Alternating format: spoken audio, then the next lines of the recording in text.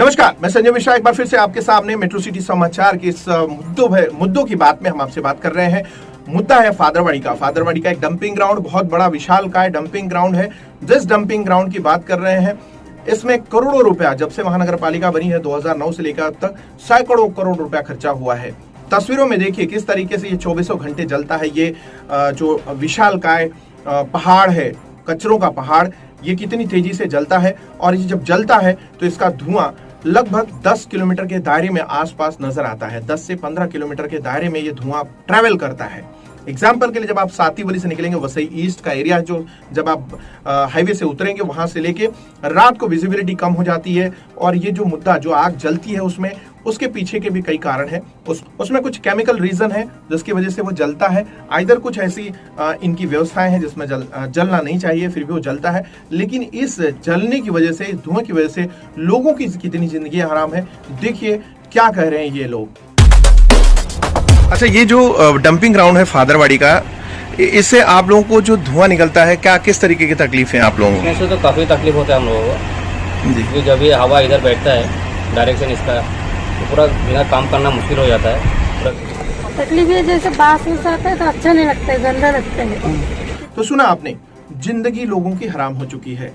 रात को किसी भी टाइम धुआं इतना भर जाता है कि बच्चों को, जो छोटे बच्चे हैं, जो बुजुर्ग हैं या कुछ बीमार हैं, उन लोगों की जिंदगी तबाह हो जाती है। उनको इंतजार होता है कि कब हवा बदले और उनको नींद आए। रात हो या दिन हो, दोपहर हो या शाम हो, वहां पे आसपास जो फैक्ट्रियां हैं, कंपनियां हैं, उनके लोगों में भी समस्या यही हो जाती है।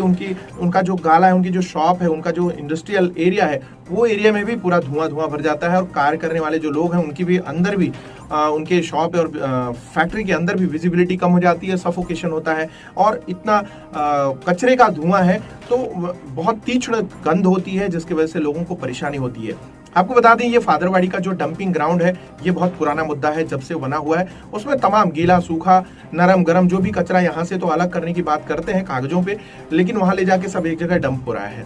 आप देखिए वहां पे, और ये भी है वहां पे जो भी मैनेजमेंट करते हैं, जो लैंड फिलिंग के लिए केमिकल जो वेस्ट होता है, जिसे तलोजा जाना चाहिए, ऐसे कचरे भी वहां डाले जा रहे हैं, जिसकी मैंने खबर पहले भी बताई थी और फिर भी बता रहा हूं। वहां पे जो डंपिंग हो रही है, वो केमिकल कचरा भी हो रहा है, जो वहां पे नहीं होना चाहिए, क्योंकि उसकी वजह से आने वाले दिनों में तमाम तरीके की वहां की मिट्टी को लेकर, वहां के जो वाटर का, जो पानी का लेवल है, वो केमिकल्स वाटर लेवल में जाते हैं और लोगों के लिए परेशानियां बनते हैं, परेशानियां खड़ी करते हैं। इन सब से बचने के लिए ये जो स्थिति है सन 2021, 2020, 2019 या 2018, इसके पहले जो भी बजट हुआ था, वो बजट का कोई तब्दीली नजर आती। अगर आप एक साल पहले हमारे द्वारा चलाई गई खबर में देखेंगे, वही धुआं, वही पहाड़ और वही लोग।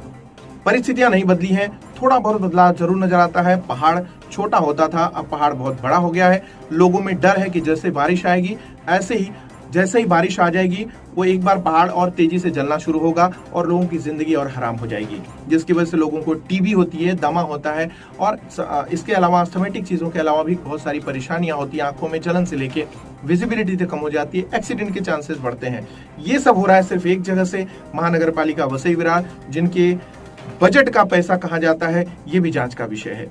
मैं बात कर रहा हूं फादरवाड़ी डंपिंग ग्राउंड की। वहां के लोगों ने मांग की है कि या तो इसको रिसाइकलिंग के लिए हाई क्वालिटी की मशीन लाएं, फॉरेन कंपनी से मशीन परचेज करके लाएं, जिससे ये जलने वाली जो व्यवस्था है वो बंद हो। आइदर ये डंपिंग ग्राउंड ही यहां से शिफ्ट किया जाए।